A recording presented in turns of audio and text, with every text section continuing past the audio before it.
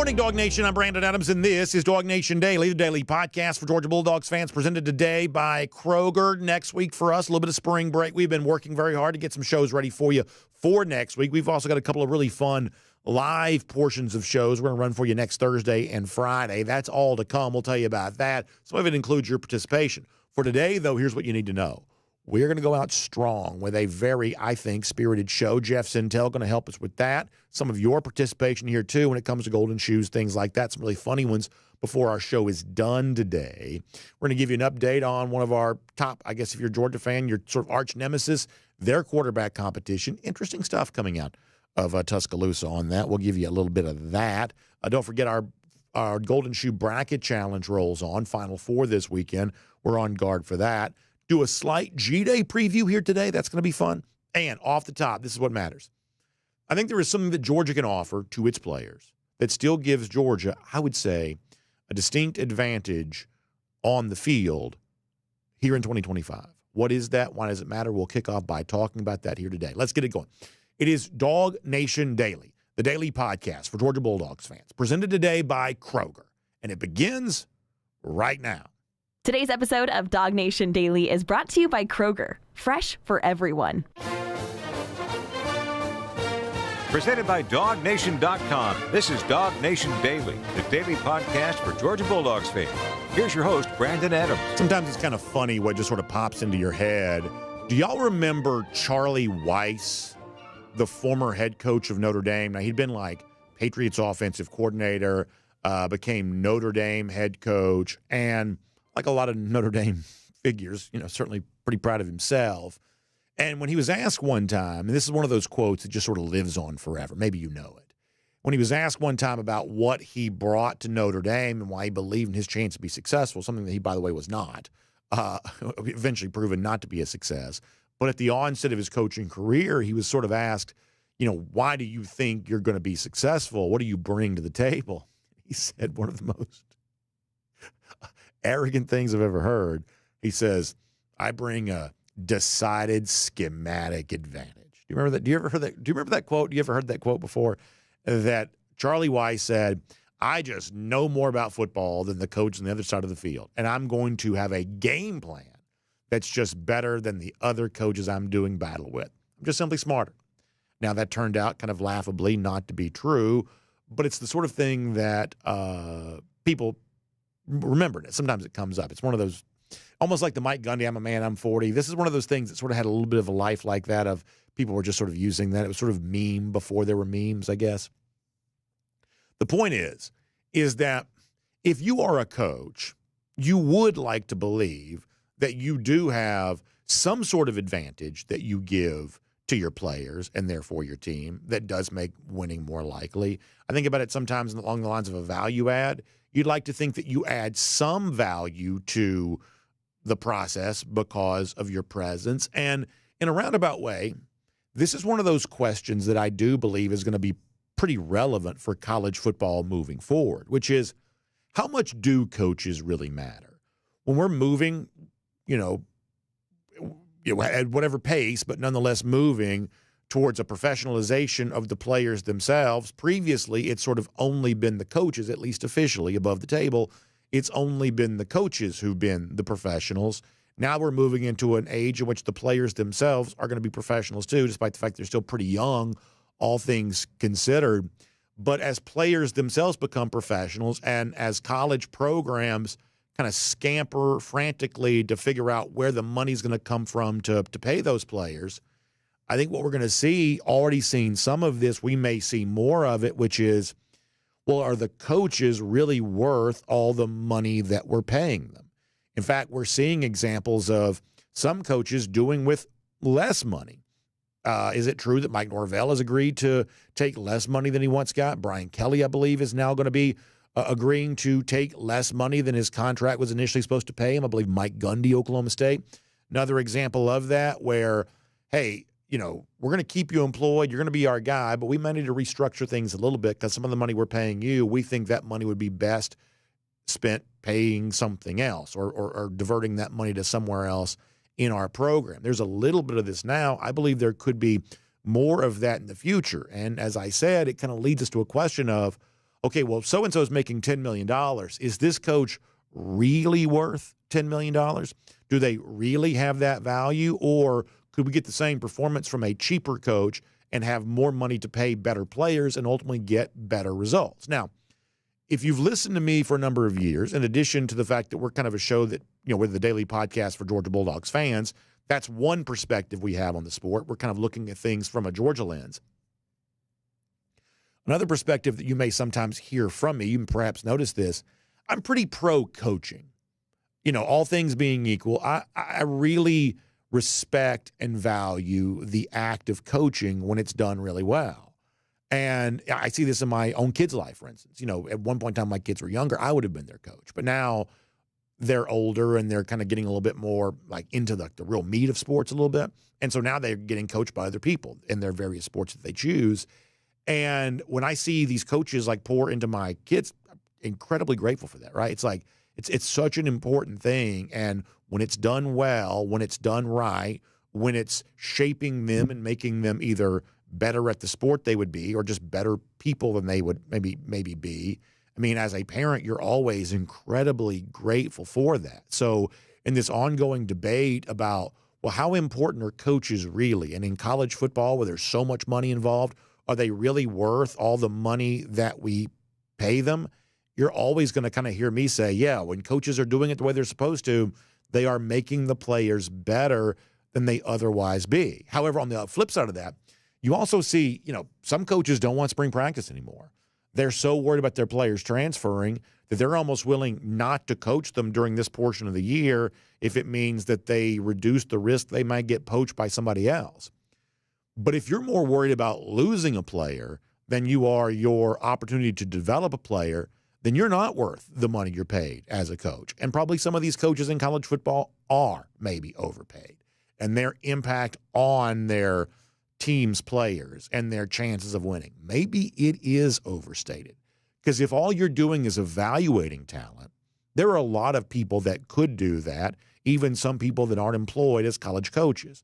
But if you're actually taking the step beyond just evaluating the talent and also developing that talent, well, now you're getting into something that is a real value.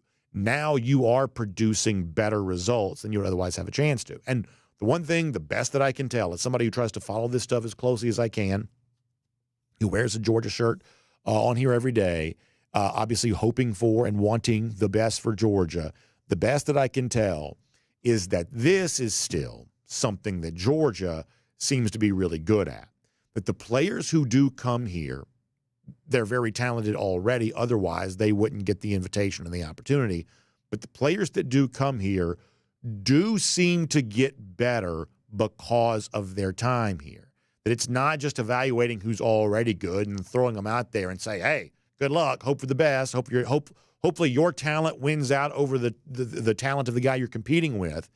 No, there still seems to be kind of an intentional attempt to shape, to mold, to guide, to produce players that are better than they otherwise would be. And I don't take that for granted, and I don't think that you should either.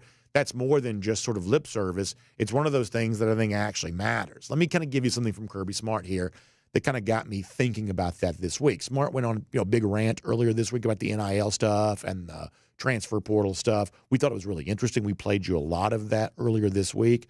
But I want to highlight like a smaller portion of one of those statements for a moment, because Smart kind of got into, for the kids who are kind of like leveraging the system, which they have a right to do, that there might be potentially some unintended consequences to the degree to which they're saying, hey, I'm going to be constantly in a posture of seeing what's out there for me. I'm not going to slow down. I'm not going to dig in.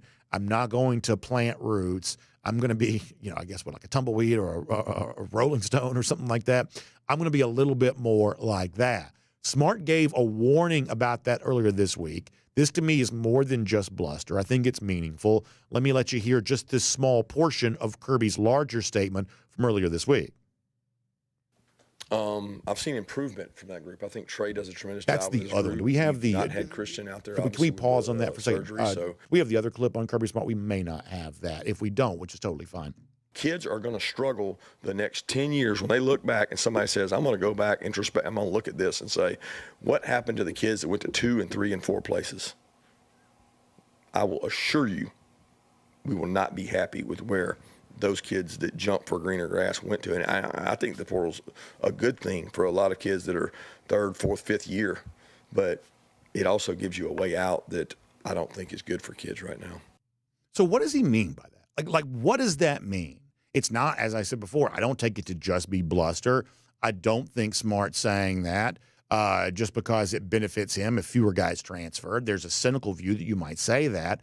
But in all honesty, I just don't think I see it that way. I do take Smart pretty seriously. When he says that kids are going to struggle who are going to like 2, 3, and 4 places, that we're not going to like the results of what happens on the other side of that, what I take that to mean is that by moving around so much, they're going to miss out on the opportunity for growth and development that can happen when you do allow yourself to plant some roots and be in the same place for a multiple period of years. And we know this. If you, in your own professional life, if you kind of just sort of job hop from one job to the next, if you have 3 jobs over the course of 5 years, for instance, or something like that, you almost never feel like you have an anchor. You almost never feel like you have roots. You're not really tethered to anything, which maybe makes you feel free.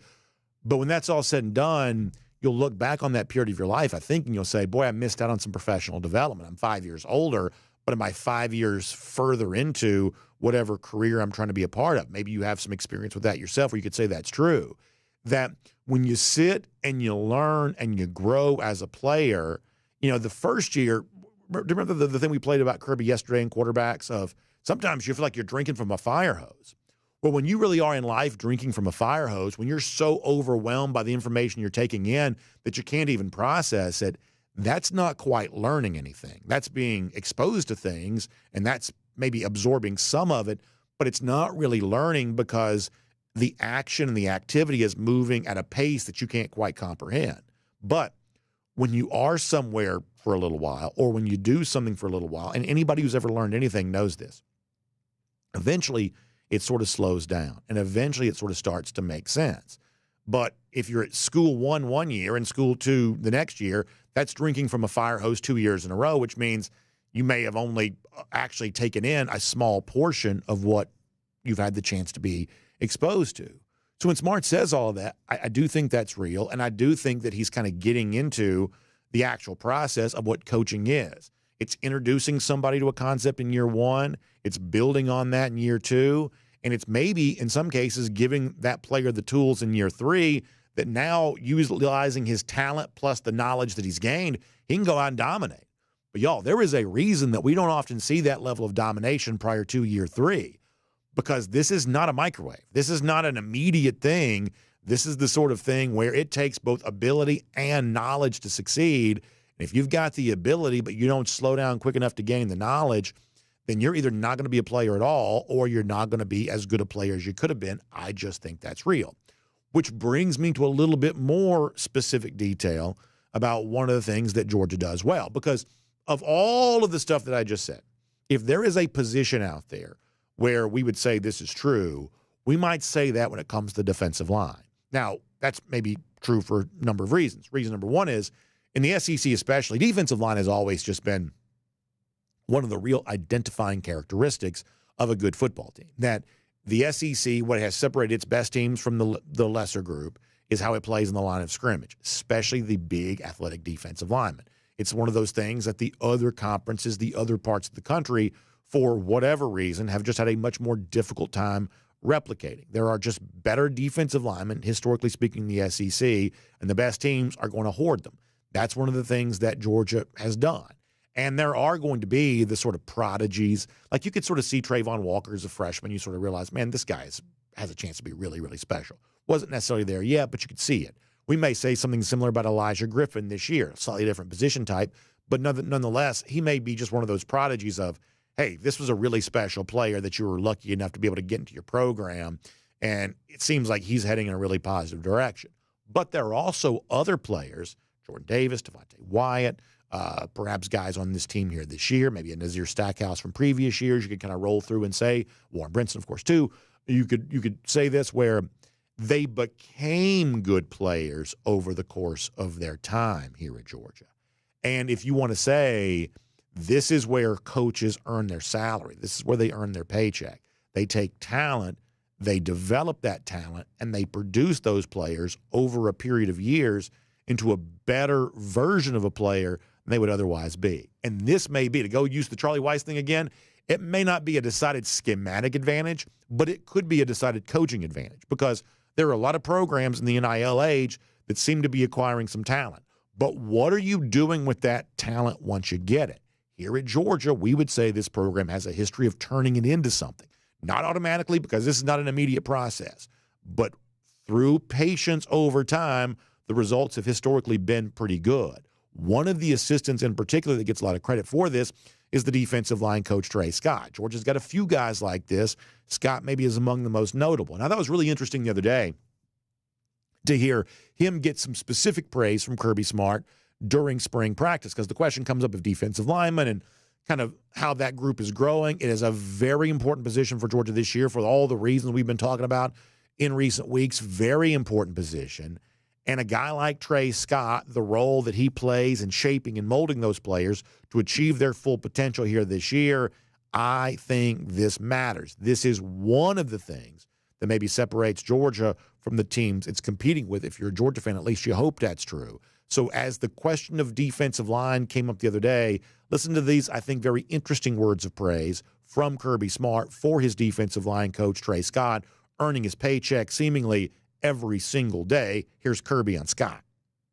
I've seen improvement from that group. I think Trey does a tremendous job with his group. We've not had Christian out there, obviously, with the surgery, so there's been a lot of young guys getting work. I've really been impressed with Nnamdi and Jordan and Nas. Like, they're working their tail off to get better. They're buying in. They've seen what Trey has done with guys in their second year, with guys in their third year, and then guys in their fourth year really do well here. So they're buying into that. So I think that's really interesting because here's the thing, every player of talent and note has a lot of options, a lot of places they could go. Certainly Georgia's defensive linemen must be just getting phones blowing up all the time of, hey, would you like to come here? Here's what we can do for you. Why don't you transfer from Georgia?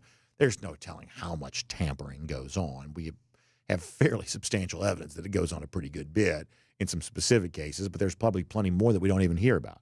There's no telling how many times a Georgia defensive lineman has been coerced into perhaps going somewhere else.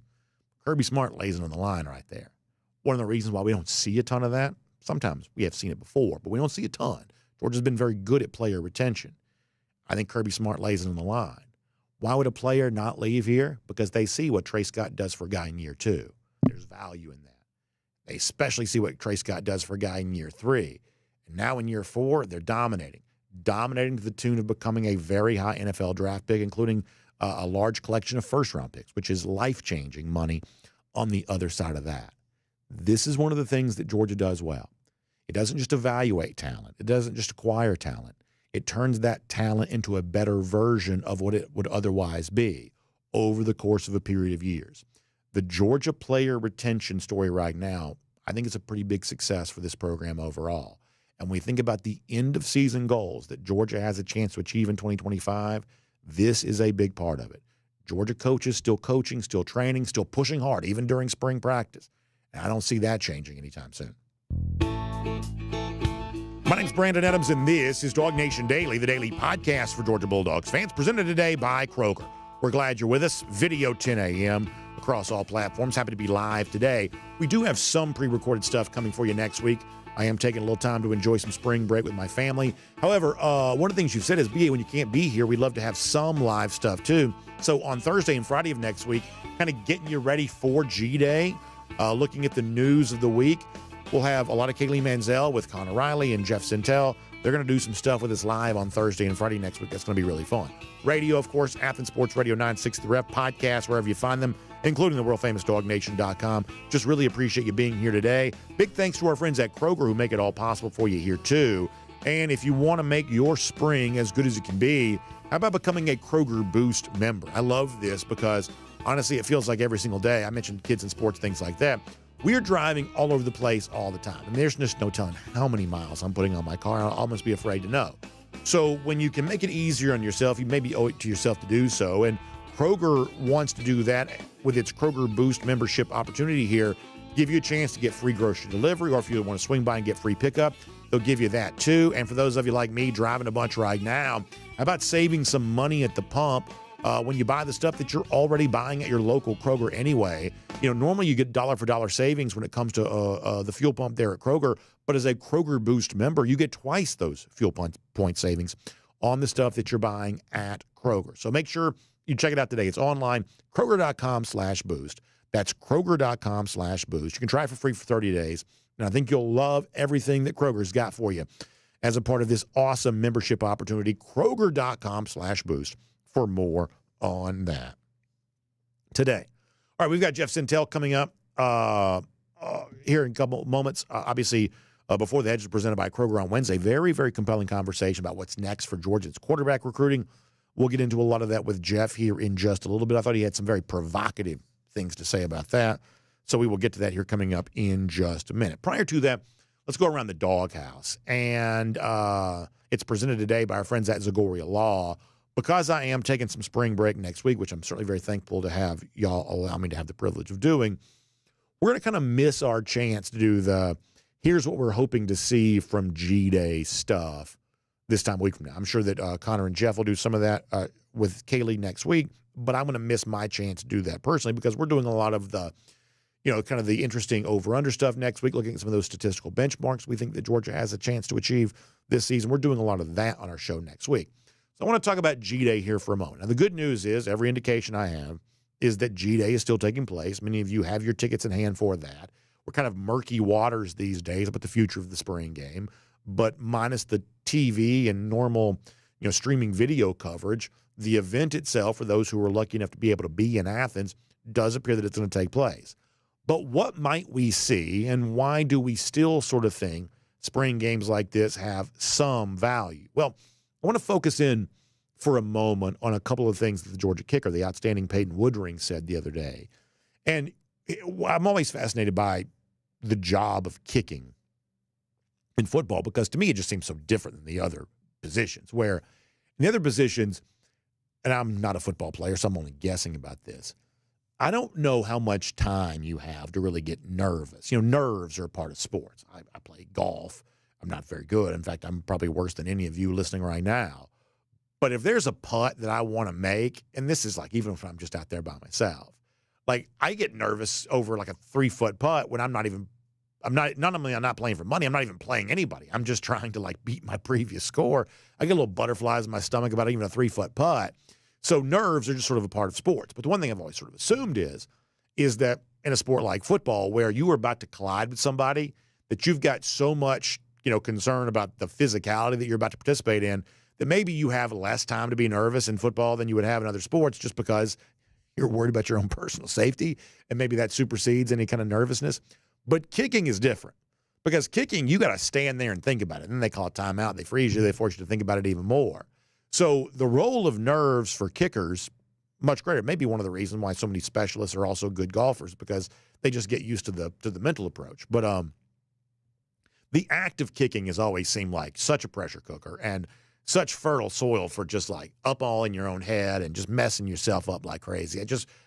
Kicking fascinates me for that very reason. So the other day, Peyton Woodring was talking to reporters, and he was kind of talking about, getting comfortable with a lot of scrutiny, a lot of people looking at you. When you're in high school, you're not kicking in like these triple-decker stadiums. You don't have 90,000 people or 100,000 people looking in. You don't have I've always thought it's interesting in sports that when you fail, people go crazy and they start cheering loudly for your failure. Like in our own life, that'd be a very hard thing to probably deal with. Kickers deal with that a lot.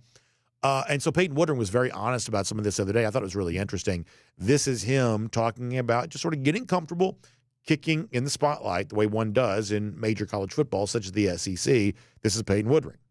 Yeah, I feel like whenever my first time, I feel like I was young and I was a little nervous. I didn't really understand the full moment yet. I didn't grow up in a place where there was a bunch of people watching. So that was my first big experience.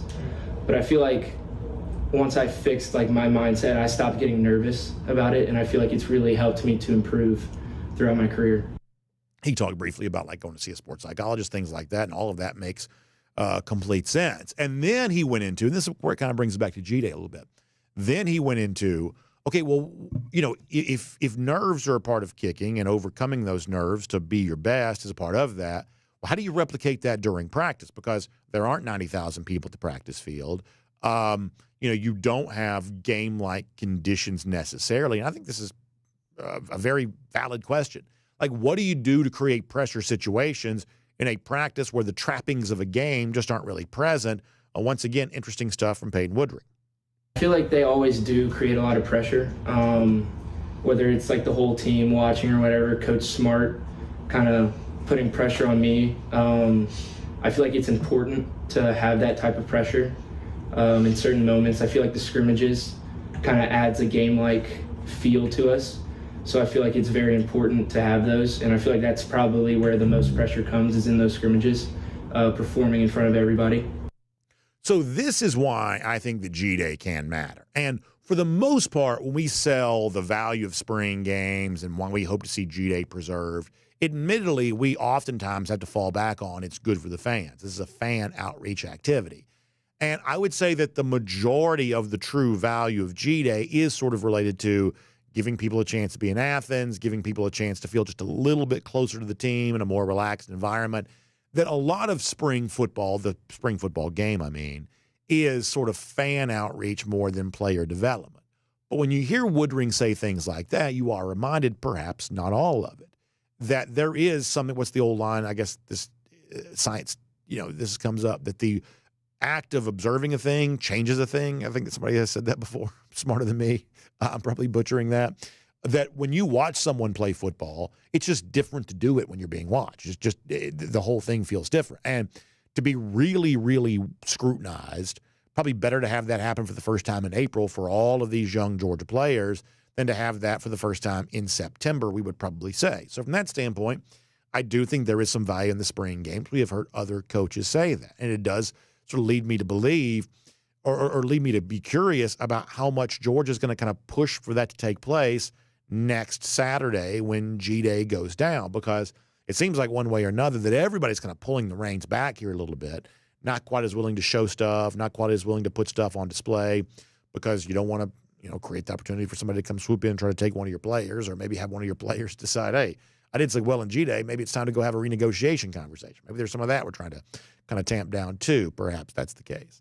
But if you kind of pull back on all of that, you also miss out on what Peyton Woodring says is valuable. A chance to know what it feels like to perform your task with a whole bunch of people watching you. Even though it's not 93K type G-Day anymore, there are still a lot of people watching you. Even without TV, still a lot of eyeballs on you and a crowd reaction depending on what you do. Pretty good experience for these players who haven't gotten that before. I'm thankful they'll get that on G-Day, and frankly, I'm pretty curious to see how these dogs perform. And that is Around the DawgHouse, presented today by our friends at Zagoria Law. Now, I think it's really important to have people out there that specialize in kind of narrow fields of expertise, because oftentimes you create additional value by your ability to kind of focus in on one thing. And that's what our folks at Zagoria Law are all about. When it comes to a really interesting area of personal injury law, those who've been bitten by a dog, injured by a dog, our friends at Zagoria Law have really made themselves experts in that focus of the legal system when it comes to personal injury. And so if you or somebody you love has been bitten or knocked over, injured, the owner of that dog wasn't taking proper care, perhaps negligent in some way, then you deserve your chance to fight for compensation the same way someone would in any other personal injury situation. That's why I want you to reach out to our friends at Zagoria Law today if that's your story. After all, they literally wrote the book on how to win these types of cases, the official dog bite injury lawyers of the Georgia Bulldogs. So give them a call, 833-GA-DOG-BITE. That's 833-GA-DOG-BITE. You can also find them online, ZagoriaLaw.com. They're going to work with you. They're going to fight to get you what you deserve, pain and suffering, help, medical bills if necessary. They're going to work for you on all of that. So one more time, 833-GA-DOG-BITE or online, ZagoriaLaw.com. Great to have Zagoria Law as a part of Around the DawgHouse here today. All right, before we're done, big series of the Diamond Dogs. We're going to wish them well. Maybe a little bit of a word of warning about something that a lot of us are very optimistic about for Georgia in 2025. Before we're done, we'll give a little bit of caution as it relates to that, perhaps a slight pump of the brakes. We'll do all of that here coming up. And don't forget, Golden Shoe Bracket Challenge gets back at it this weekend, too. But for now, on everything going on with UGA recruiting, let's talk about it all with Jeff Sentell here today on DawgNation Daily, presented by Kroger. From Athens and across the SEC or wherever the recruiting trail may lead, here's a DawgNation.com insider. Let me bring in Jeff Sentell. And, Jeff, I want to ask you about something I was talking about a little earlier, that I do think as player compensation goes up, we're already seeing in some areas coaching compensation is at least slightly in a couple of areas coming down. And we could see even more change on that in the future, which I do think leads us to a discussion of, okay, well, how much does coaching then really matter? Is it all about just choosing the best players? And if you've got the best players, the athletes will just sort of figure it out on the field? Or is there a way to still get more out of talent, and do the players themselves see value in that? We highlighted Trey Scott in particular a little earlier because of something that Kirby Smart said. In other words, I do believe the assistant coaches who've been here for a while certainly seem like they're making the Georgia players better than they otherwise would be, especially the ones that stick around for a multiple number of years. Do the recruits themselves still see value in that, or is that kind of a trite, old-fashioned idea here in 2025? Yeah, Brandon, good morning. I think one of the things you have to think about here is, like, you know, there's, in one hand, you're like, are these guys professionals? You know, that's one thing that we always used to say with these recruits, and even first year, second year players at like Georgia, you know, they throw 2 interceptions in a big game. You know, you used to think, well, they're not playing on Sundays, they're playing on Saturdays. And you're like, when you look at Georgia, as crazy as these things get, I think it still does matter. Like, you have a good point there, Brendan. I was kind of nodding, bobbing my head along, or you were phrasing your question, because it is a matter of, okay, does Georgia put all these guys in the league because they sign and recruit the best players? Or is there, I would push back and I would say there's an evaluation metric on this, and there's also a development metric on this. And people might say, hey, Jeff, how can you say this? What are you doing? Well, I can just look at the 5 stars that Georgia didn't get. Corey Foreman, Tony Grimes, Noah Sewell, Justin Flo, like, you know, the list goes on and on. You know, there's always a defensive back, the 5-star defensive backs that they've gotten out of James Williams out of South Florida, the ones they miss on.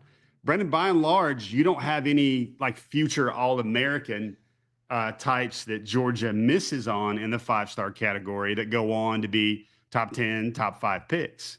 So that's one thing I think about when I evaluate that. And you gotta look at it in terms of, like Kirby Smart said this week, is he said, what are we getting toward? Are we advancing toward a situation where you just put in your bids and then the recruit simply accepts the high bid?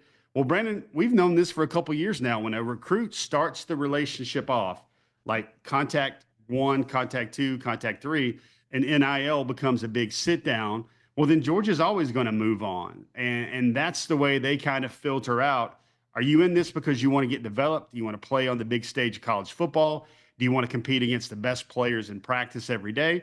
Or are you just looking to get paid? And that's kind of a filter Georgia's had for a long time with this in terms of, you know, the money. And I think that's just part of the way Georgia goes about doing it. The development of the players, I still think, goes a long way than just simply saying we're going to outbid everybody. And to use a phrase out of the Brandon Adams DawgNation Daily dictionary, just money whip you into a recruiting victory. Yeah, I mean, I think it's important to note, we've said this a couple times before, and I don't mean to get on a soapbox about this, but like, compensation doesn't make you a professional. In other words, if you see somebody in life with a lot of money, maybe they work for it, maybe they just won the lottery. And some of these athletes, I don't say this to disparage them, but they sort of won the genetic lottery. Like, they just have something that God chose to give them that God did not give to somebody else for whatever reason. And that doesn't make, and that's not a bad thing necessarily, but it's sort of important to know that, like, you know, I think there's an opportunity for coaches to still instill whether it be work ethic or skill. I mean, in other words, a lot of these guys have clear, obvious talent, but they may come into college without the skill set required to actually be successful. And if we sort of treat them as finished products and then just sort of throw them out there and let them do whatever, then, as has been said before, some of the results on that are going to be, not quite what people necessarily want them to be. And I do think that's important to keep in mind. I think it's important, Brandon, because a lot of the things that people frame the Georgia football program around, it is Kirby Smart's own method, and I think it is a great method of teaching these players how to be a professional. He holds them accountable on the mic. There's so many freshmen, Brandon, or recruits that sit there right now when they're in this phase right now. They watch Georgia and they're like, oh my gosh, Kirby is lighting this guy up. That guy's a 5-star. That guy just made 3 great plays. And that is Kirby holding, the buzzwords, holding them to the Georgia standard. And what it means is Kirby's going to light you up if you're not bringing your best effort every day. And Brandon, that's what being a professional is all about. You bring your best effort every stinking day to this show and this podcast on your platforms. And I think Kirby's way, while it may be a little spicy and maybe a little PG-13 or worse, that's Kirby's way of making sure that each one of his players knows they have to bring it each and every day, the same way they will in the NFL when they're being paid millions and millions. And I think a lot of it is Georgia teaches these young men how to be professional in terms of you're getting paid to bring your best effort forth every day. And if you don't at Georgia, you're going to hear about it immediately. So you have said and written a lot about quarterbacks this week. I think all of it's interesting. A name that's come up a little bit lately is Bo Bentley, the 4-star quarterback from Texas, who is a guy that we've talked about probably less than the 5-star quarterback Jared Curtis. But if you look at our chat or you see Georgia fans on social media, Bentley has fans too. Jared Curtis has a lot of fans. Bo Bentley has a lot of fans. It seems like that Georgia is in a holding pattern for May 5th when Jared Curtis makes his announcement. The best that I can tell is that Curtis is the priority for Georgia. Is there anything that Bo Bentley could do to change that? Good question. I think Bentley, let's face it, Brandon, I don't know what Georgia's response would be if Bo Bentley said, I'm going to come in at a number far beyond what Georgia is expecting to pay now for a premium quarterback. And I'm going to make it. This is my informed estimate, Brandon, but my informed estimate is I think that number for Jared Curtis is going to come in there somewhere between 1.5 and 2.5 million per year. Now, people can get creative and try to front load it. People can get creative in terms of, heck, Brandon, I'm sure you've seen the headlines. Oregon state legislature is coming out with bills to kind of bypass or circumvent the House revenue settlement, revenue sharing settlement. So that's all going to get very interesting if somehow Oregon can throw, even more mega Nike dollars or collective NIL dollars at this situation. I don't know if Bentley's like, hey, man, I want to be here. I want to roll. I'm not going to cost that much. I don't know. I think it's a little bit of courtesy now with Jared. Brandon, I know people that follow Georgia recruiting very heavily, and we appreciate those of you guys that do. They feel like Kirby has a reaction to every negative piece of recruiting information or negative piece of news, that he is this master puppeteer that's going to create this big boom salvo right here to overshadow maybe a recruiting loss or a transfer portal thing. I think it would be courtesy for Georgia to wait until Curtis makes his decision. Because let's be honest, Brandon, he's still more than anybody else in the class. He is more likely to be a future number 1 overall quarterback, future number 1 overall draft pick than anybody else.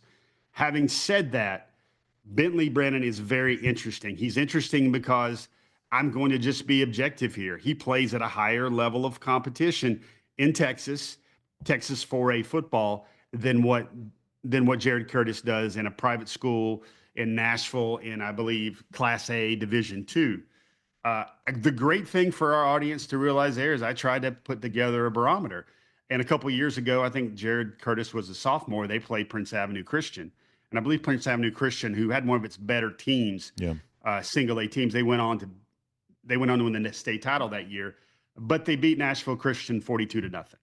So it could be argued that, hey, that's Jared still as a sophomore, but I think that tells you something about the level of play.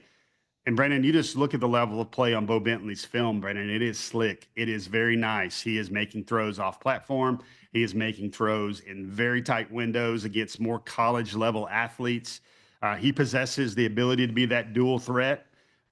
Some of the stopwatch times for Bo Bentley, Brandon, have been around 4.5 on a stopwatch. I think he's probably 4.6 or better on the laser. But the thing that sticks out to me, not even the 63 touchdowns, not even the fact that he won a state title in his first year as a starter last year, or the 70% completions, Brandon. The thing that sticks out to me is I talked to people around Bo Bentley, and they told me his number one thing, lean in real close to DawgNation Daily, folks, is he wants to win a national championship. So much to the effect, Brandon, that the question he has when they really start talking Cruton with recruiters and coaches is he says, do you think you have a legitimate chance to win a national championship while I'm there? And he asked these coaches point blank, and you almost get like a confession moment where they have to say, yeah, we can, or yeah, maybe with you here, or yeah, that's the plan. But he gets them to be accountable to that. And if Bo Bentley doesn't like that answer, if he doesn't hear what he wants to hear, he moves on from that school. He's down to Oklahoma. That's kind of been the longtime school in his recruitment. And then he's down to LSU. I mean, goodness, Brandon, all those receivers, LSU has pockets. They missed on their big-time quarterback target a year ago. And then Georgia. Georgia's in his final 3. Georgia's going to get an official visit. And Brandon, the other thing his head coach told me at Salina High School in Salina, Texas, is that NIL does not matter. And he says he hates NIL. He knows he's going to get it. He knows it's a part of it, but he wished he didn't have to deal with it. The direct quote is he said that I'm going to get taken care of. I'm going to get a full ride scholarship anywhere I go. And those are the things right now. If we're taking those words at face value, that's what matters right now to Bo Bentley. And I think that's very interesting, Brandon, given at least the perception of both of these quarterback targets here. So let me rattle off a couple of things on this. We talked yesterday about the fact that I think we're in a different age in terms of how people discuss recruits. There was a time not that long ago where every recruit was sort of treated like Paul Bunyan. All you ever heard about was just like the folk tales and, oh my gosh, did this and did that. You know, I would say that now it sort of feels like to me that the level of scrutiny of these recruits, sometimes not always fairly, the level of scrutiny these recruits get now sort of feels like what the NFL draft feels like, where like you turn on ESPN, it's like everybody's just negative about these guys all the time, which is weird because they're going to be drafted in the first round. They must be pretty good football players. I feel like there's a version of that goes on with recruiting right now too. And I want to highlight in particular one thing here where I don't think I'm as bothered by level of competition in high school as some people are.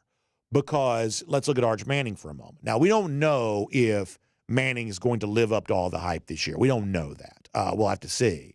But Texas seems to really like him a lot. And Texas is more than ready. A team that aspires to win the national championship, that's been in the Final Four 2 years in a row. I mean, Arch Manning is their guy. And it's not all just, Nepo baby stuff. He's got the famous last name, so we're going to stick him in there. They've seen him now for 2 years. They know what he is. He's their starting quarterback. He did not play a very high level of high school competition. But if you're a true five-star, no one is going to be equal to your level of competition because you should be head and shoulders above anybody. So I don't think that Arch Manning's high school competition would have scared me off of him. We'll find out this year how good he really is. But I don't think who he played in high school would have scared me off of him. And frankly, if that's a knock on Curtis, I don't think that would scare me off of him either. I don't pretend to know between Curtis, Bentley, Duckworth, door number 4. I don't pretend to know who's going to be the better quarterback because there is still a lot of mystery and intrigue around this. But who you played alone does not scare me off because if you're a true great prospect, it's all inferior competition. Yeah, there's two sides of that coin, Brandon. You can say that you can look and you can say, well, hey, that guy's 6'4", 220 pounds, and he's faster and bigger than all the defensive linemen. Well, at the same time, you can flip that around and say, well, you can't deduct points for the competition he's faced without maybe adding points for, okay, he doesn't have Division I receivers. He doesn't have Division I offensive tackles or running backs or anything else like that too. I think it's interesting now, Brandon. I think Manning is a good example. I think Curtis is a good example as far as a parallel point. number one, I hate the pressures on this young man, because if he chooses Georgia, fans will go bonkers. People will do cartwheels. I'm sure that's worth at least a chortle and a half from you. And that's the same thing if he goes to Oregon. But now there's going to be this, let's just face it, a salary cap level figure to his development. And it's like, okay, if that guy's not playing by year 2, what happened? And what does that say to the other quarterbacks in the room when they bring in a freshman at a high kind of bidding race number that they had to beat out Oregon, or Oregon had to beat out Georgia with? It's almost like stakes are already behind the talented young man that came in. And again, I hate it. They're 17, 18 years old. I think more than ever, a young man with those type of pressures needs a redshirt freshman year, needs an acclimation period, no matter how talented they are. And you got to remember, they're 17, 18 years old, but now they have all these trappings of expectations, and that's on the coaching staff to now develop them and to put them in a position to succeed, Brandon. It could be argued that no matter what Georgia does in this class, they need this quarterback to hit and hit big. And I think that's the case with everyone, but there's so much pressure now in terms of the money you have to allocate to get the prize quarterback and how that reflects against the structure of your entire 14 million, and it'll grow to maybe 16 million and 18 million, all the way up to 20 million over the next 5 to 10 years.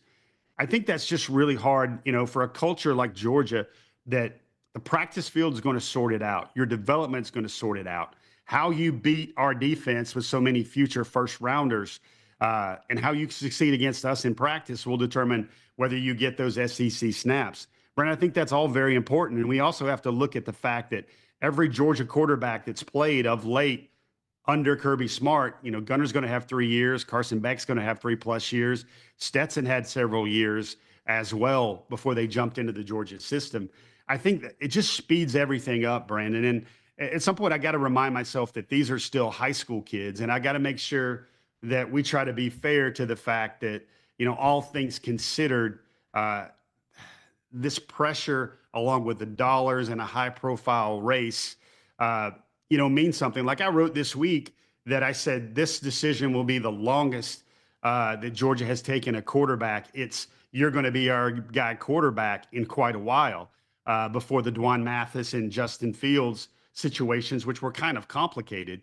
But in the end, I have to look at it. I have to come back at that and say, what's fair and responsible reporting there? I also probably need to include the fact that we've never dealt with NIL. We've never dealt with agents. We've never dealt with collectives. We've never dealt with trying to fit a number for a freshman class underneath the House revenue settlement structure. And I apologize for kind of being lengthy right there in my response, but there's just a lot of moving parts there, man.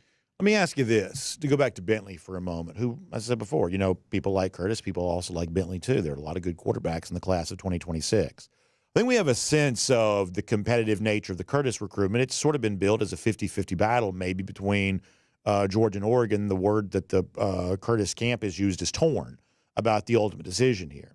The sense that I get, even though there's not as much, I think, on the record public statement about this, is that if Georgia were battling LSU for Bo Bentley, that would be just as competitive as the battle is for Curtis between Georgia and Oregon.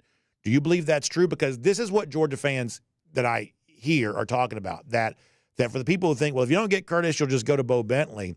But that is not like a 2-foot putt necessarily either, because LSU did not get Bryce Underwood a year ago. I do think that Brian Kelly is a little bit more kind of, for lack of a better way to say it, sort of willing to play the game now than maybe he was earlier in his time at LSU. I think they feel spurned from what happened last year, that if they do set their sights on Bentley, they're probably a pretty formidable figure in that battle too, that both of these recruitments, before you even get to like Atlanta Duckworth or something like that, both of these recruitments are in their own way quite competitive, correct?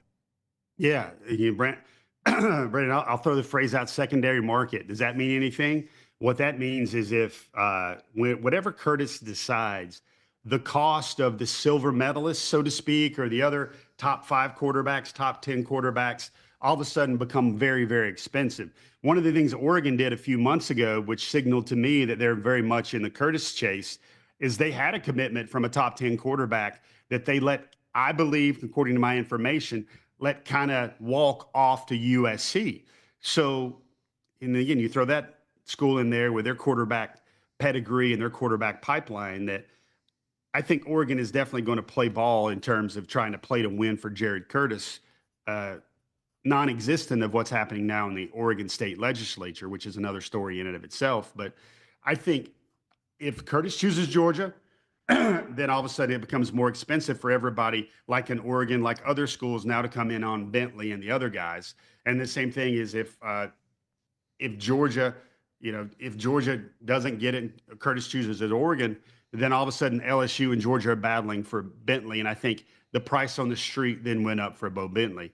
So it's kind of complicated in terms of everybody's trying to get their quote unquote franchise quarterback in this class. I see two quarterbacks, Brandon, here. And, one of the things that's triggering, I want to make sure the audience gets a clear transparency here.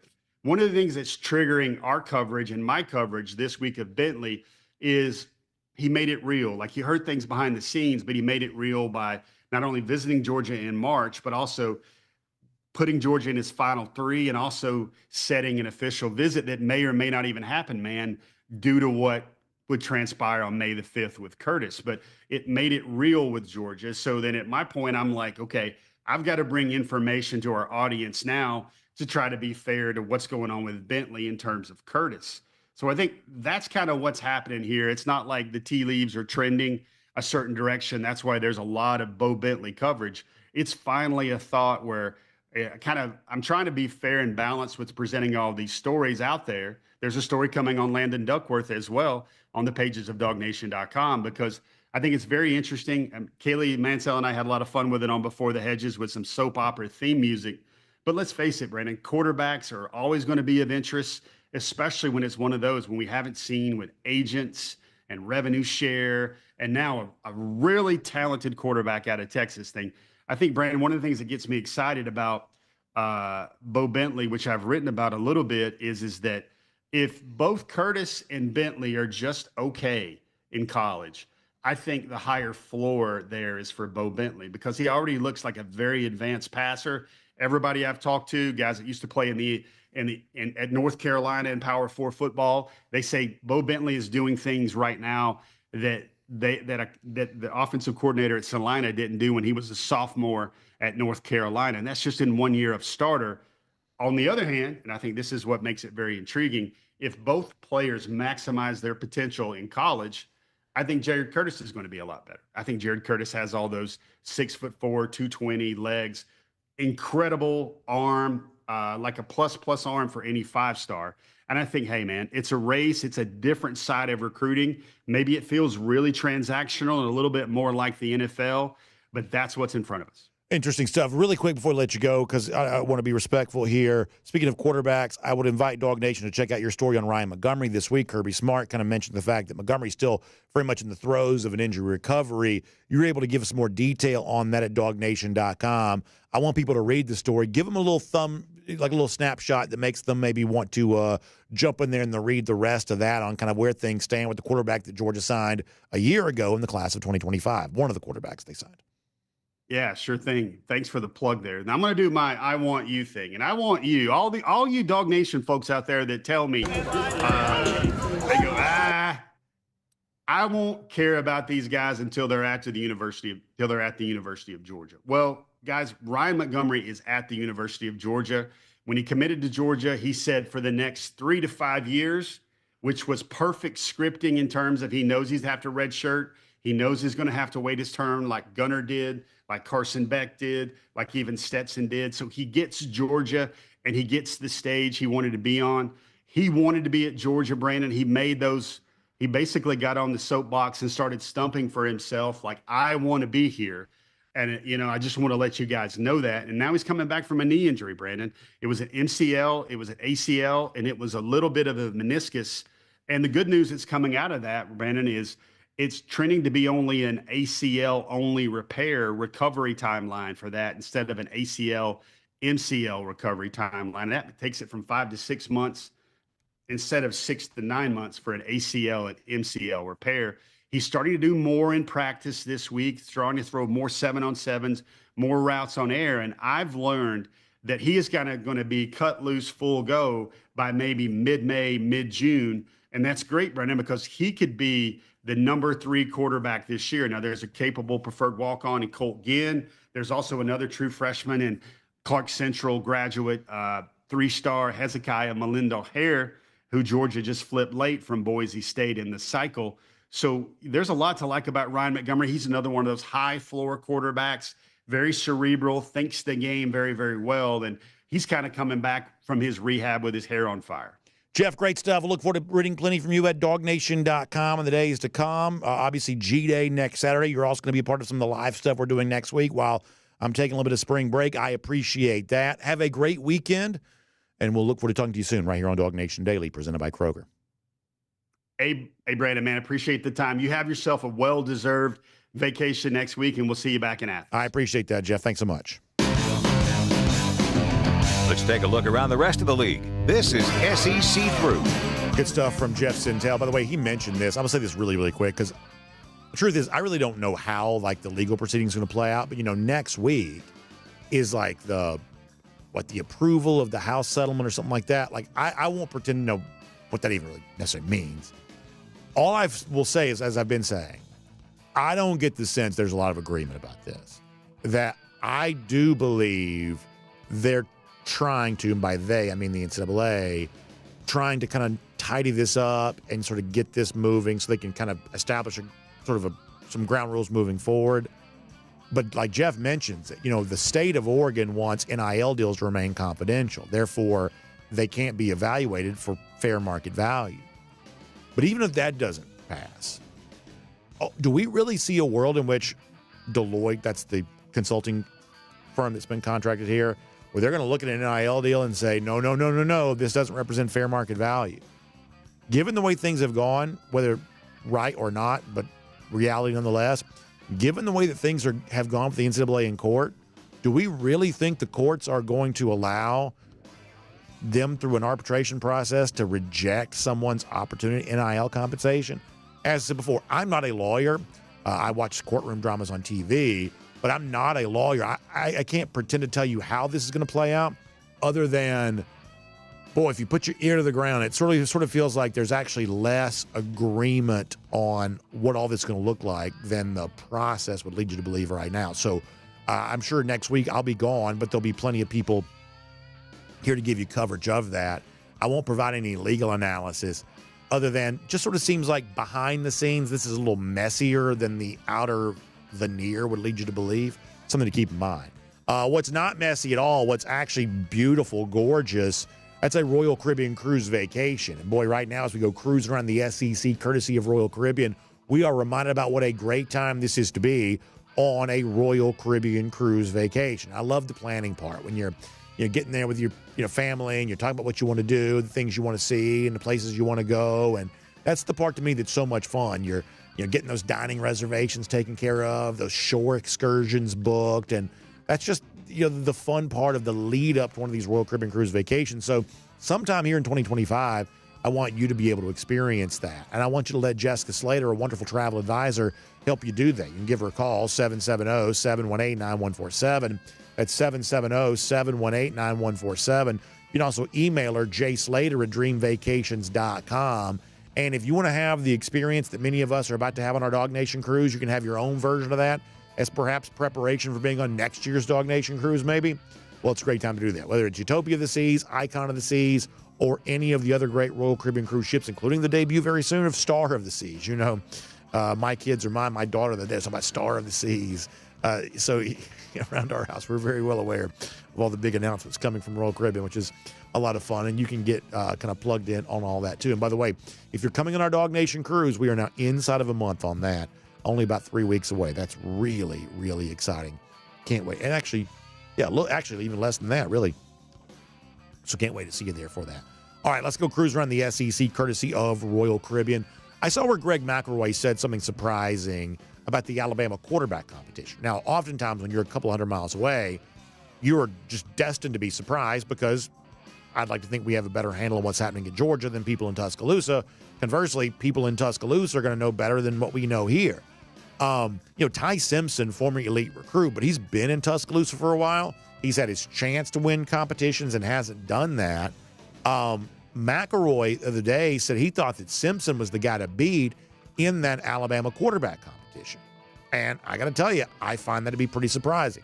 Not a knock on Simpson, just sometimes when you've been there and you haven't won it, it's just sort of the writing's on the wall, like Devin Brown maybe at Ohio State, a guy that was there for a while, competed, and just never quite became the guy. There are also, to be fair, counterexamples of that. Carson Beck was here from 2020 up until 2023, finally did emerge as the starting quarterback. Even in Alabama, go back to like 2014. This is going back early Saban era, or not early, but sort of mid part of the Saban era, when Blake Sims emerged as a starting quarterback. Another guy that's maybe just a little bit surprising. So sometimes we do have the surprising veteran that wins the starting job. And in the old school days of Saban, oftentimes that veteran presence would be the guy that got the first start, and then maybe somebody else would sort of overtake him. Roughly third, fourth week in September, we saw a lot of that stuff happen. So maybe there's a version of this, that could happen in the future here too. I would say that the guy that I still sort of have some intrigue about is Austin Mack, the sort of handpicked guy for Kalen DeBoer, because DeBoer inherits Ty Simpson. Don't forget that. They also have the big recruit that came in as part of last year's class. So McElroy said something I did not expect to hear on the Alabama quarterback situation, that at least for now the guy to beat may be Simpson, and you would presume he knows more about that than I do, being the former Alabama guy. So we'll keep our eye on that. We'll also keep our eye on the Final Four here this weekend. Of course, Golden Shoe Bracket Challenge, still anybody's contest here right now. A lot of competition up near the top. And as it relates to the competition on the court, right now Duke is a very big favorite in all of these games. For me, Auburn was my pick before the tournament began. If you gave me a free chance right now to move my chip off Auburn and onto somebody else, I don't think I would do that. And I do understand why Duke is such a favorite. They have rolled through this tournament. They completely obliterated Alabama. We said coming into the tournament, we did not think Alabama was a perfect team. They weren't our pick to make the Final Four anyway. So from that standpoint, Duke may very well win it. I'm certainly not saying they won't. But given the chance of like a sort of free pass or a second chance, if I can move off of Auburn right now and move on to Duke, I don't think I would do that. I think Houston against Duke this weekend's pretty interesting. Now, Houston themselves has sort of played much closer games in the early portion of this tournament than an eventual national champion typically does. So maybe that disqualifies them. Heck, we've been kind of lower than the market on Florida for a lot the last few weeks. Maybe we'll also be wrong on that too. But if I had my chance to change, get off of Auburn, the team I've been on, I believe I'd stay on them. Now, I won't pretend to be an expert on where things stand with Jani Broome right now, a guy who's battled injury.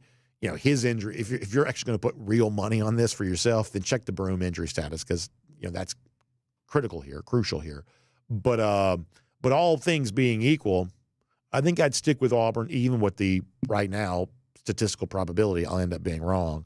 Auburn remains my pick. I'll also mention this real quick, that former Georgia quarterback Jaden Rashada, who is at one point in time very famous because of the NIL brouhaha he had with Florida and the ensuing lawsuit, looks like Rashada is about to take a visit to Western Kentucky, which since leaving Georgia, this is the first we've heard of Rashada kind of getting back out there. Seems like the market's been a little slower for him right now. We'll see if that changes.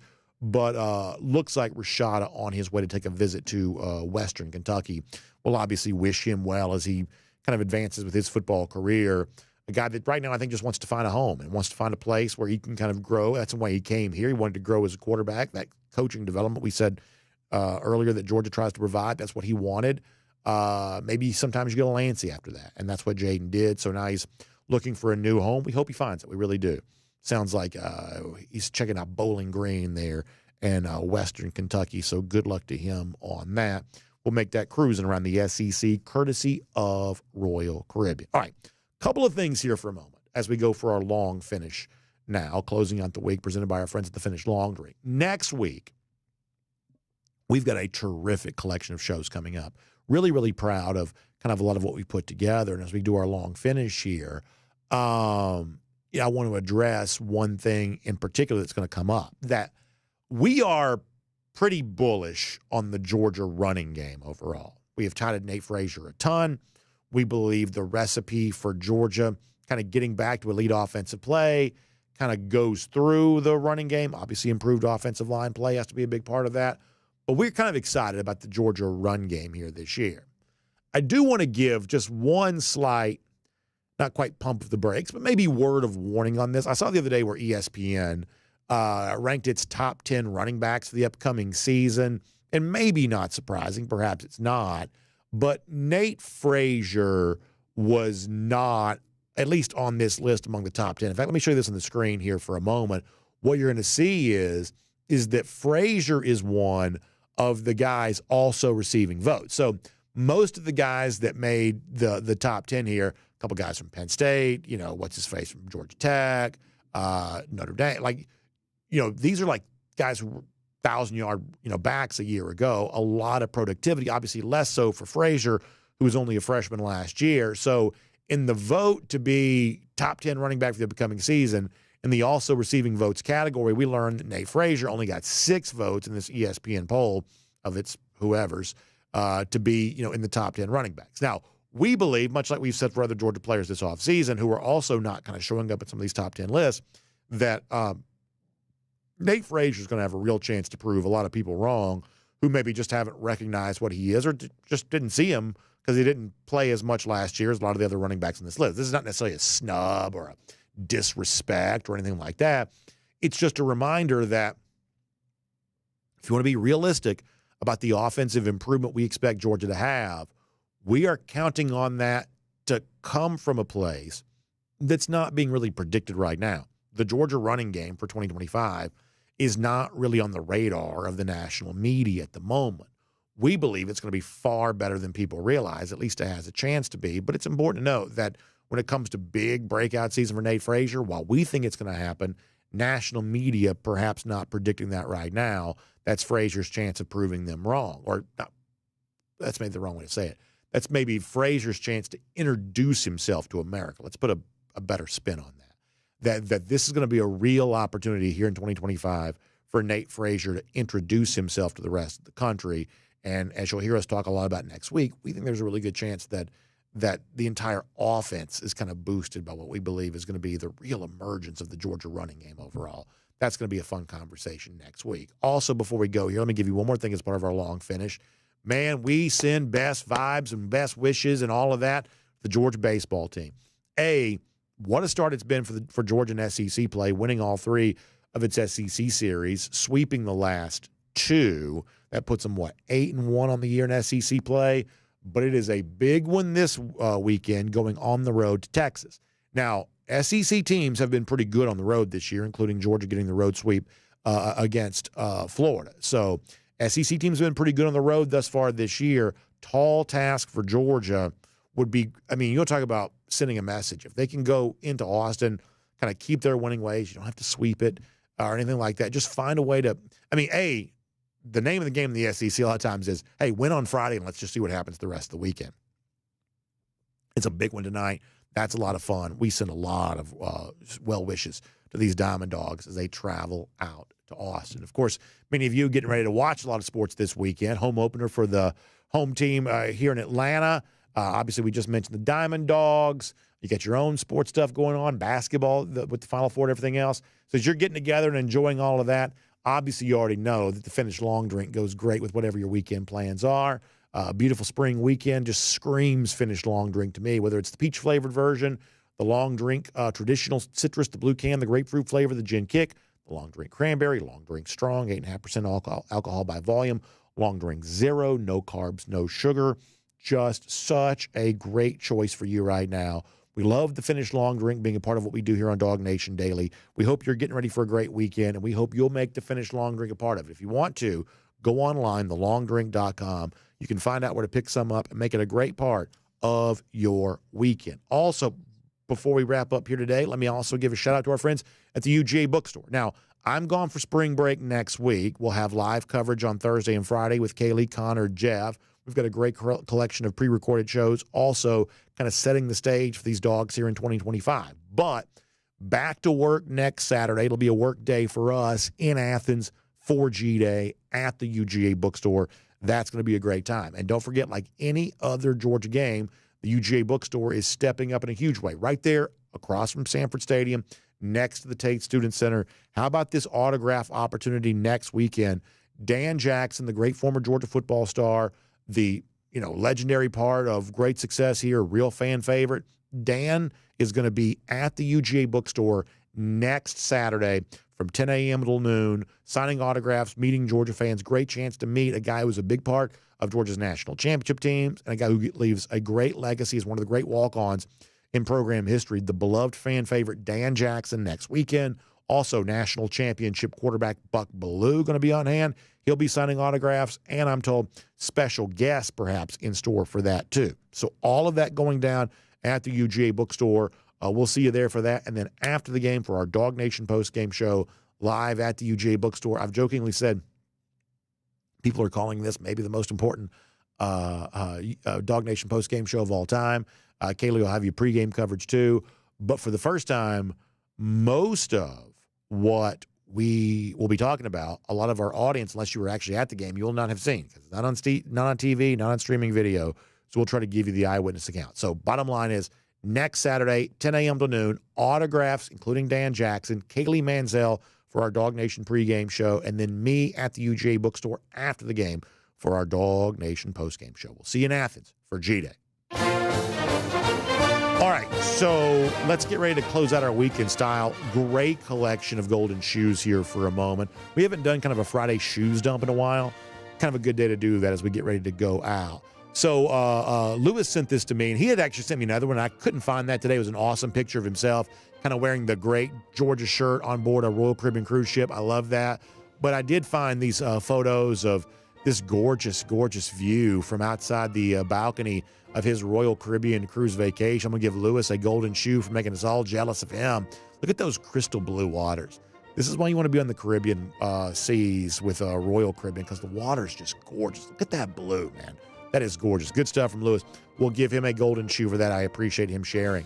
Our buddy Billy Ray writes in, so I guess Georgia, there's all these like court battles about like water rights in the South. Well, apparently Georgia the other day beat Alabama in court. Billy Ray writes in to say if the Dogs can only do the same thing coming up on September 27th of this year in football, Billy Ray, I'm right there with you on that. I like good, clean water to drink, but I also like Georgia beating Alabama. So hopefully we'll get one of those coming up this September. We'll give you a golden shoe for that, too. How about another golden shoe going out? Wyatt Fielding making good use of the now famous meme involving Morgan Wallen of Get Me to God's Country. In this case, God's Country is Sanford Stadium next Saturday. A lot of us get a chance to be back there. That's why G-Day is special. And then maybe another one of these night games with those fireworks going off. That picture is awesome. Good stuff from Wyatt Fielding and clever usage of the Morgan Wallen meme going back to this past Saturday's edition of Saturday Night Live, and wasn't that a thing to see? And then finally, there's this. Some of y'all are always very kind to share this stuff with me, including Jeremy Barbary, who gives this. I guess this comes from the Old Row site for Florida. It's the shoe throw meme from Marco Wilson, but it's been reimagined as a Family Guy, the animated series on Fox, a Family Guy drawing. This is really funny, very good stuff. Jeremy Barbary shared it with me. I guess Old Row had it too. Really good stuff. We'll give golden shoes to everybody all the way around there as a part of our, really kind of one of our origin stories here. The shoe throw from Marco Wilson going back to 2020. Very funny stuff. Lousy, stinking Gators. Speaking of them, they just as lousy, stinking now as they were back then. About 1,609 days. That's how long it's been since Florida's beaten Georgia. That is our Gator Hater Updater. I hope you all have a great weekend. Hope you have a great week. We'll have some stuff for you, including live next week with Kaylee, Connor, and Jeff. And then I'll see you next Saturday in Athens at the UGA bookstore for the DawgNation G-Day coverage. We're looking forward to it. Talk to you soon. DawgNation Daily, presented by Kroger. And on video, time now for the R.S. Andrews Cool Down. R.S. Andrews, when you turn to for your air conditioning, heating, plumbing, electric needs. They show up on time. They do the work that's promised, the price is promised. You can trust them on all of that. All right, we're going to take your comments, and then we'll get ready to roll into a weekend. We hope you're all doing great. Okay, so we may have had an issue here. I don't know if that, let's see. Did we lose something here? Maybe. Okay, apparently we're all good. All right, so it's been kind of a wild run in the studio the last couple of days, but pretty soon we're going to be in another studio. So I guess that'll be its own version of wildness when that goes down. All right, let's take some Facebook comments, and we'll sort of see what's going on with everybody here. Richie Bell says he's got a daughter going to the UGA baseball game today wearing a Georgia shirt and a Texas hat. He says, I disowned her. Well, there you go. A little split decision amongst the family on that. Let's see how our Facebook folks are doing here. Matt Rukavina says, if you can't do a live show from the ship, can you at least join us for the comments section? I could maybe try to do that. We'll see if we can do that. That's a good idea, actually.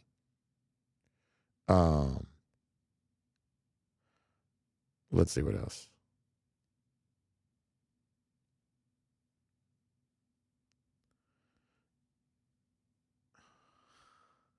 Pete Williams said that I want to take you on the cruise with me. Listen, the truth is we've invited everybody to be a part of our DawgNation cruise.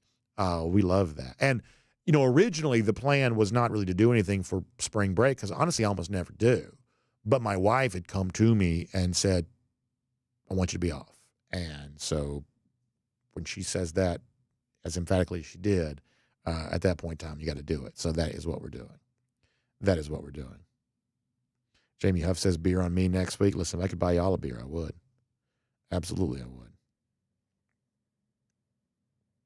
And Matt Rukavina, yeah, we're going to have some live stuff next week for sure. We're going to have some live stuff for sure. Somebody said I should start a cruise vlog. Listen, I actually do watch a lot of travel content. I don't talk about that because we talk about Georgia football here. But maybe when I get old and gray, maybe I'll just start doing travel content, not just travel content. I'll always do Georgia football content. Maybe I'll do some travel content too.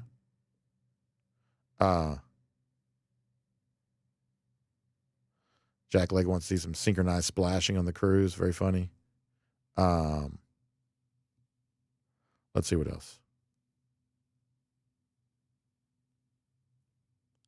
Spencer Clark loves being a dog football fan. I'm right there with you. Speaking of the cruise, one of our great DawgNation cruisers, Randy Payne from Tifton, Georgia, checking in today. I'm telling you right now, love Randy. Good guy. Let's see what else. G. Gray says he's always concerned about offensive and defensive lines, the backbone of a team. Yeah, it really is. I mean, obviously, skill position talent's always fun, but being good on the lines of scrimmage is one of those things that really matters. Let us see what else.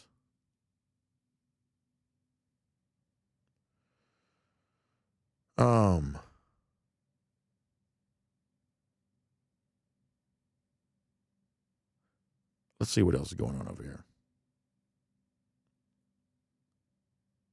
How about this? RKD's flying right now, but still able to watch DawgNation Daily via the Wi-Fi. That's good to know, man. I feel like plain Wi-Fi and stuff like that's getting better. Now, the overall experience of flying, I think, is getting, demoralizing and, unhumane. Is that a word? Unhumane.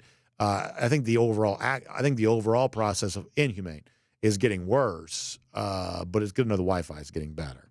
I'm glad to know that. And RKD, thanks for checking in while you're in the air. I really appreciate that.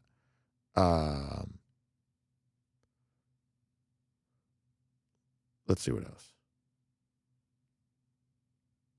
Henry D on the subject of, I guess, players who maybe come from a lesser level of high school competition. I do get that, but Ant-Man, for instance, played at a small high school, and he also played a lot of, AAU and stuff like that. So you've got elite competition in that, but it's he didn't go to Wheeler. He went to a much smaller private school.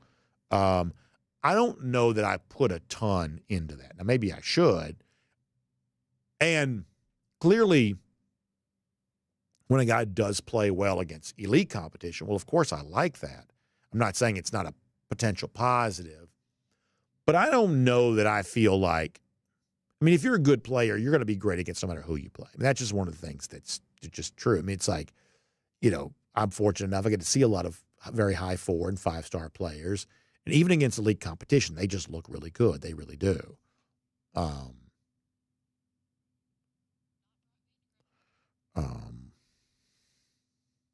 Let's see what else. Guy says everybody wants the dollars, but they don't want what comes with it. Yeah, maybe that's the case. And listen, look, I think there's certainly room for critique about what the system and the situation is right now and how people are, trying to figure all that out. D. Nelly asking about the proposed bill to like take the state income tax away from the NIL payments. I think that fell apart. Somehow I don't think that materialized. I think that materialized.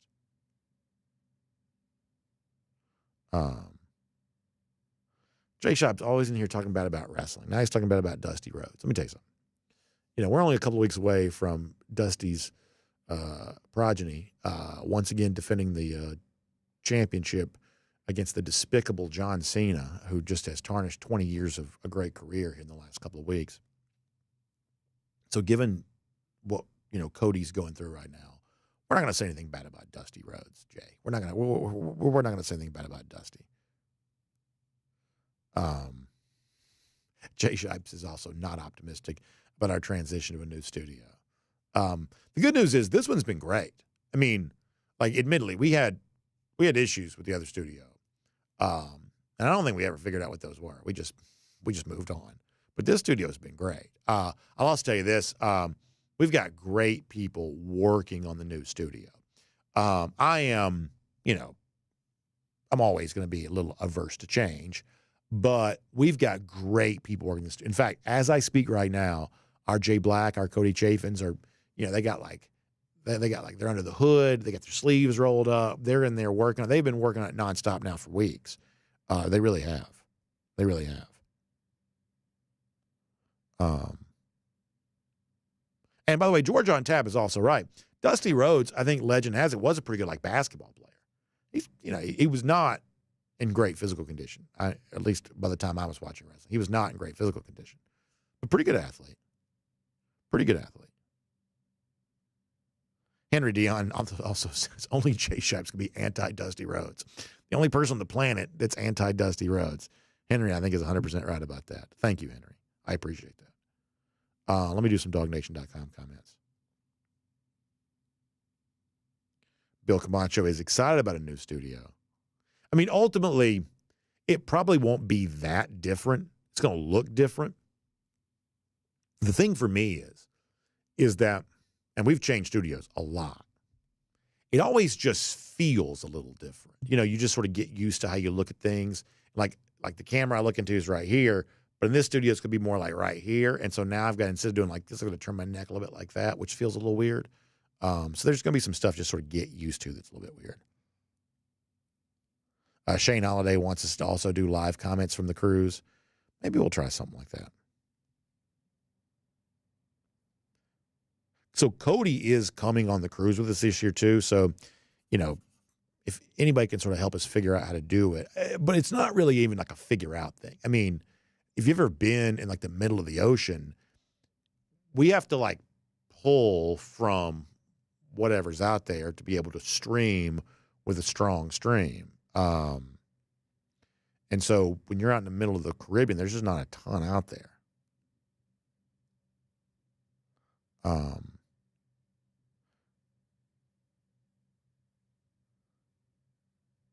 SEM Dog back with us after having to step away. I'm glad you're here.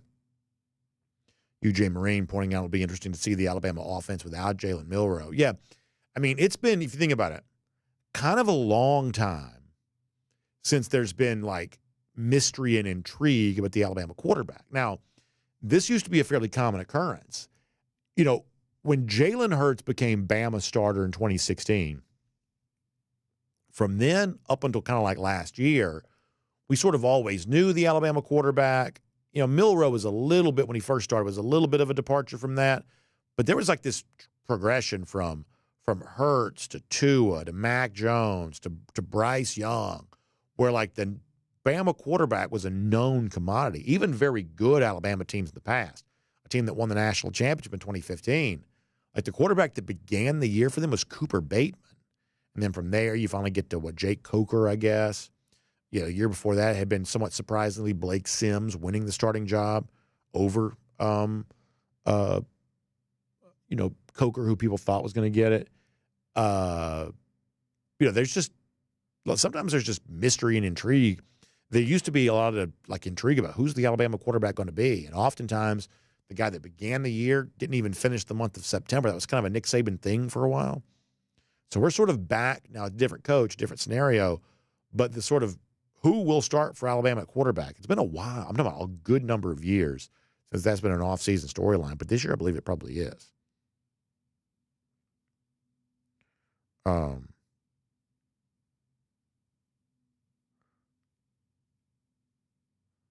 Let's see what else.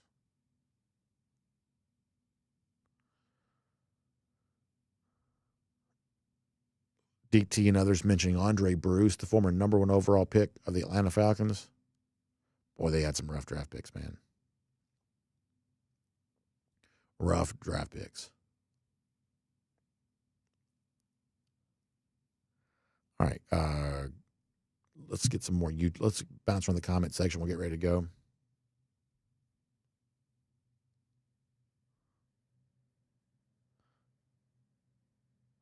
Baggins and friends on Jaden Rashada. Yeah, I mean, it's one of those things where it's just sort of hard.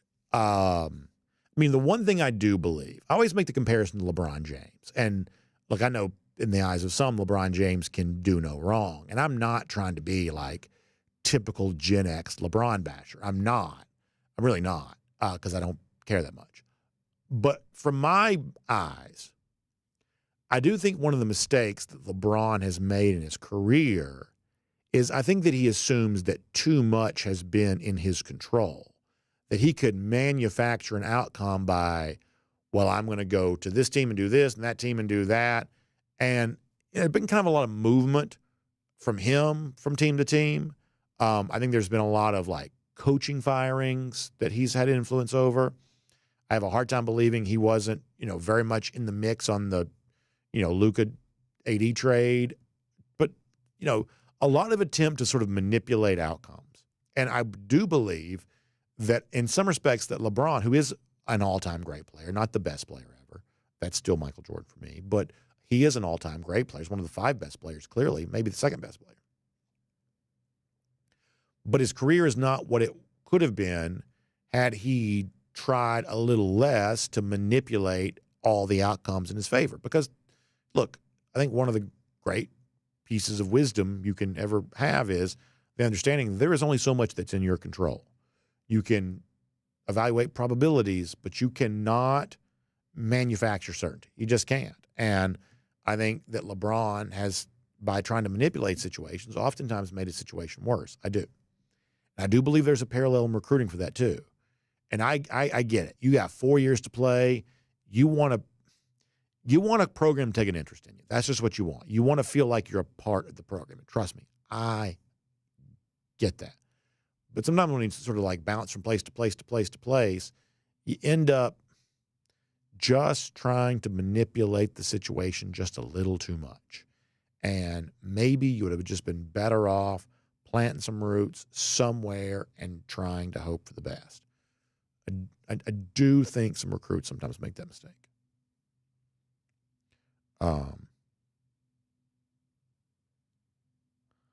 Let's see what else. George on tap mentioned like Starlink for the crew. Starlink does help. It does. It does help. But for reasons I won't get into, for like our sort of, but we now have a Dusty Rhodes. We got more Dusty Rhodes talking here too, by the way. But Starlink does help. It 100% helps. But our like live streams work a little different than that. They work a little different than that. But Starlink does help.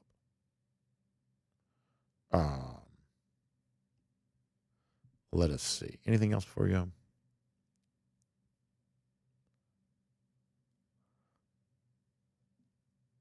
right, everybody getting ready to tap out.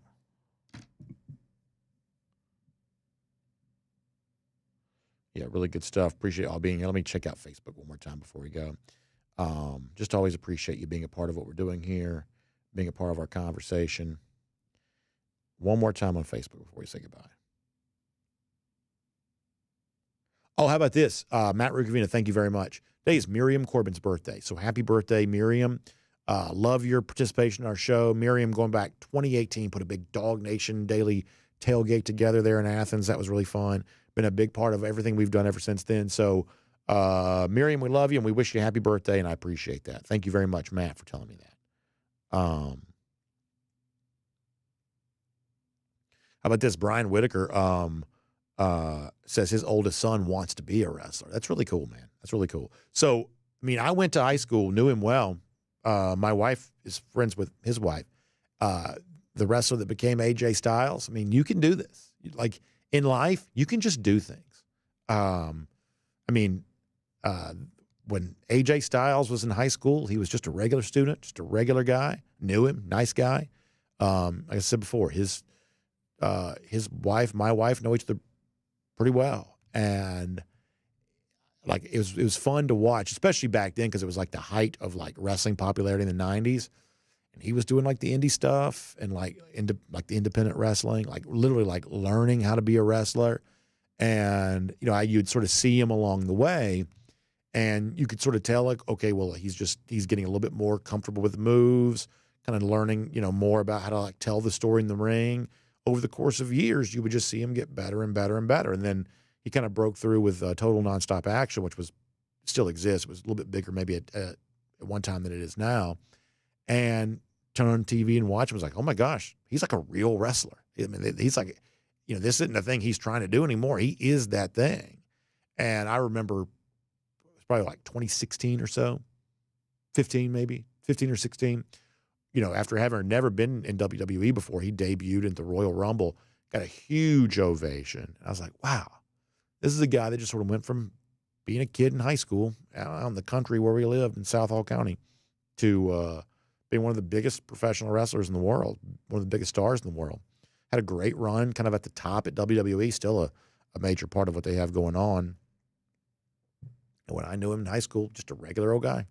He just put his mind towards something, and he kept on working until he got there. So it's a tricky profession because obviously you got to have the look and the personality and everything else. I mean, and also the ability to kind of get in there, get dropped on your head, which is not for everybody.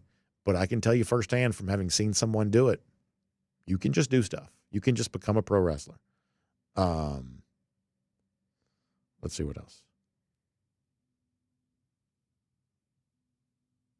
People mentioned the pollen. By the way, the pollen's been terrible lately. My gosh. And I'm not even bothered, by the way, that some people are. But it's just on everything. I mean, it's just on everything. Robert Brown, thanks for the kind words, wishing me well as we enjoy some family time next week. I appreciate that. I do love it. And I appreciate it. And I don't know, man. It's always amazing to me, coming up this August will be 10 years of DawgNation Daily, which I'm thrilled about. But that's also like 10 years that have gone by just like that. Which means we started the show.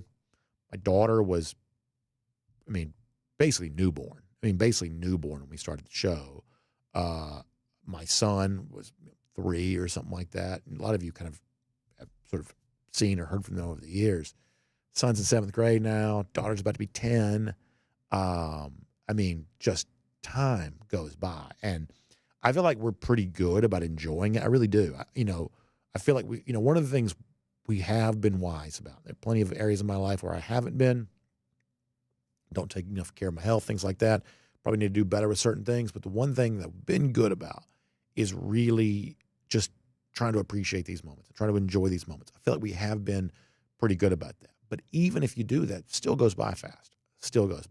And it is flying.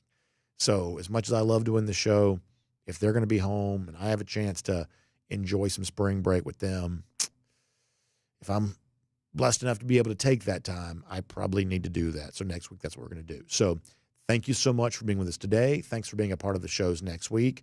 Y'all be nice to Kaylee, Connor, and Jeff as they sort of step in for me for part of the week.